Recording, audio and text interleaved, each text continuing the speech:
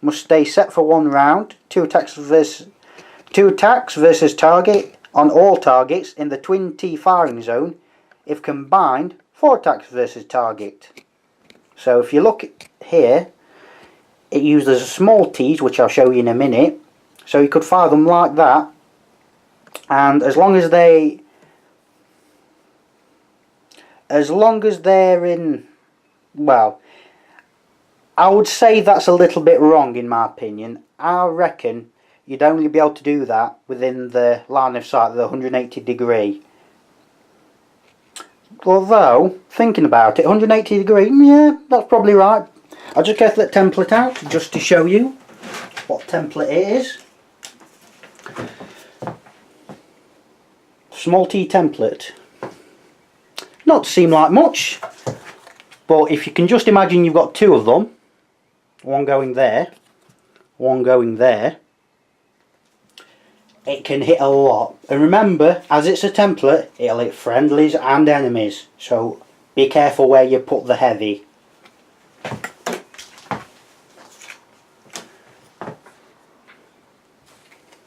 But you could combine it for 4 shots, which is horrendous. So that's all his weapons. What more do you expect? Arm value 2, arm value 7 with a little asterisk. So he hasn't got as much armour as most heavies, but he has more movement. So set and rip, he has to stand still for 1 turn, and then every turn after he can fire. He can't snap to cover, and he can't move 90 when he's set. He has to stand still. Anything that pushes him away, he has to reset. So his personal abilities: eyes in the back of head, cannot be attacked from rear, treats as flank. So if you go through the other videos, it'll show you what rear and flank mean. Basically what it means for the heavy, if I just zoom in, unless you've got, that won't be counted because that's the rear. You would have to have someone in contact with him for able to get the bonus, and you don't get the flank bonus. That's how I perceive it, but other people perceive it where it's not +2 to hit and +2 weapon strength, it's only +1 to hit and +1 weapon strength. Either argument's valid. I believe the FAQ rolls of the latter point, but like I said, either point is valid in my opinion. So I'll just show you arm value 7, and I've just shown you the eyes in the back of the head and the little asterisks for everything, such as the FN, the courage and the melee and whatnot, is for heroic. +1 to actions when alone. So the heavy, if I'll just bring him back into the main view, if he's 1 card length away from other people, he gets bonuses. Obviously if you put him near the leader, it kind of just adds for the leader, it doesn't add for heroic. So not really much point in putting him near the leader really. So the last one of the starter set is the Assassin.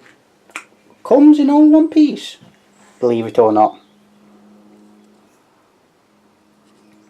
Thank you for focusing.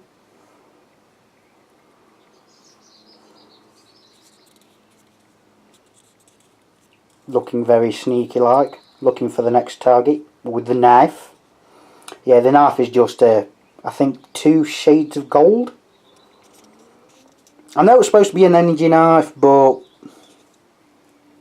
you know, it looks the part, I think. Anyway, that's my opinion. So I'll get the card. MP of 2 with a little 3. Reaction of 7, so he's pretty quick on his feet. Courage of 4, ER of 2, repair of 9. So he's pretty courageous, but his main problem is his repair value is horrible. So maybe keep the monkey wrench nearby. Blood of 3. So his weapons, energy knife, range M, melee, weapon strength 3, melee plus 3, 1 attack versus 1 target, arm failure check plus 1. So you'll need plus 1, so your opponent need plus 1 to stop his armor from failing. PA, personal ability, charge, weapon strength 4 plus 2 blood. So we'll get onto that for the personal abilities, but you can already imagine what that means. He also has a pistol, FN of 5, weapon strength 1, 1 attack versus 1 target, only short range. You've seen pistols. Arm value 1, he wants to be quick, he wants to be light. Arm failure of 6, which is pretty good considering his arm repair value. So his personal abilities, charge, melee attacks after move at plus 1 strength, does 2 blood. So he can move into combat and attack you, which considering he gets plus 3 to hit you, ain't gonna be pretty. And at weapon strength 4, he can hurt the behemoth, and hurt the behemoth hard. And speedy plus 1 MP. So that's why the assassin's got 3 MP. So the assassin is gonna hurt you. He's gonna hurt you a lot. Don't let the assassin near you. Really. And on to the 7th. Comes in all one piece, which you'll be surprised to know when you see the model.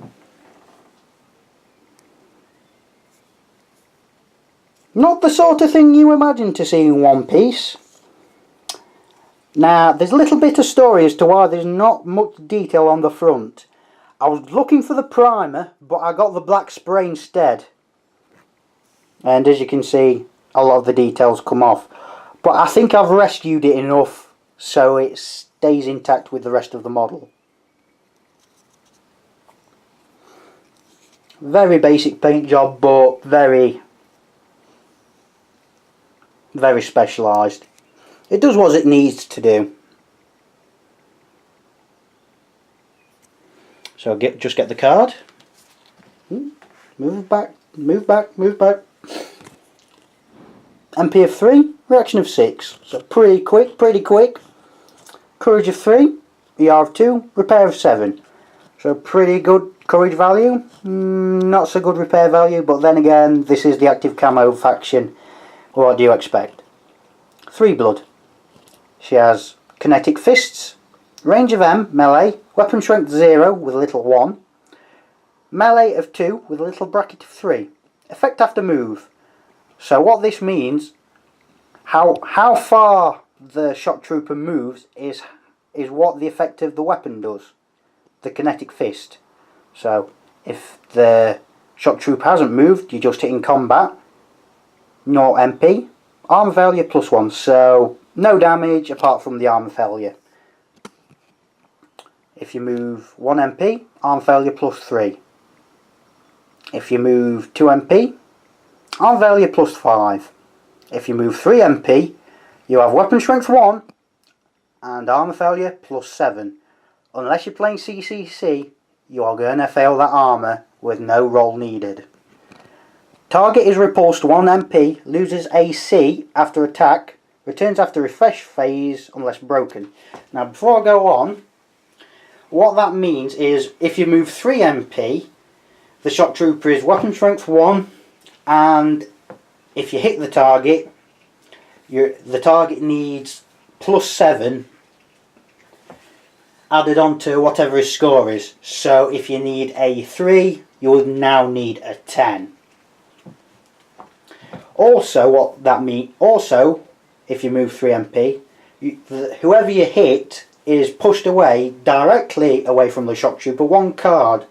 So if you run up a building, punch them, and they'll go flying off the building. That does, however, mean the shock trooper loses the active camouflage. It's gonna mean she's probably gonna die, but she's gonna do what she's meant to do. Break your armour and push you off buildings.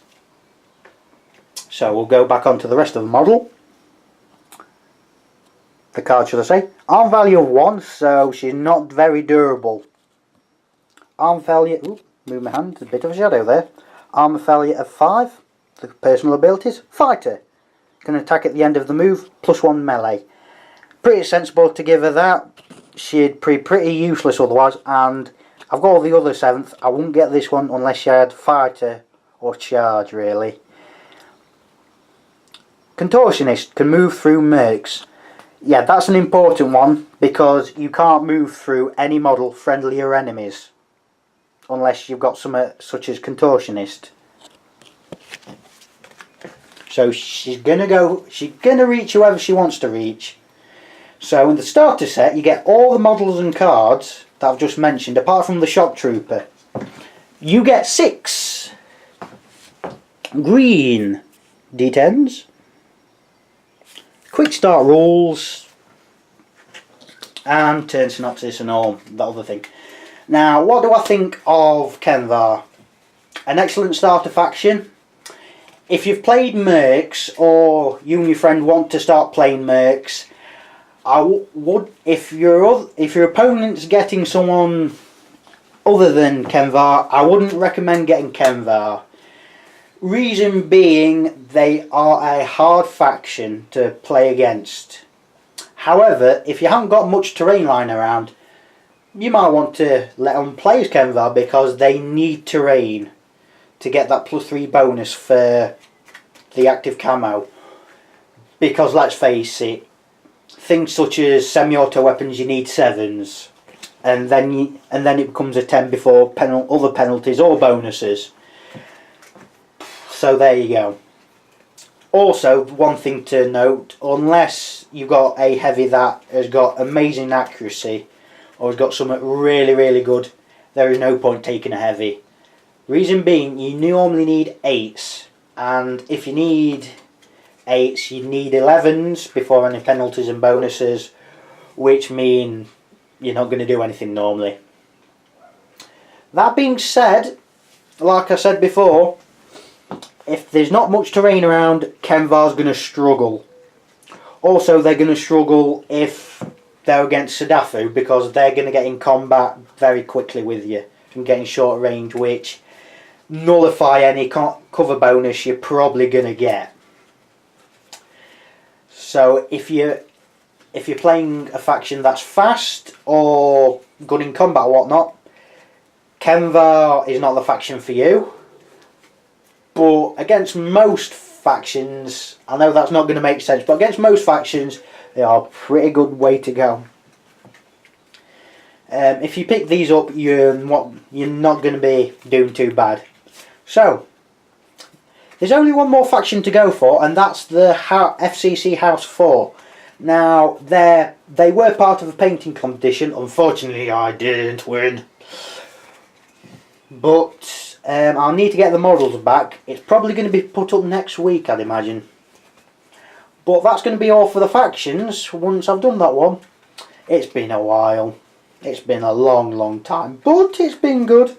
I thank you all for been watching them. Probably going to be a video for the rulebook and which factions' strengths and weaknesses and whatnot. But as with that, goodbye.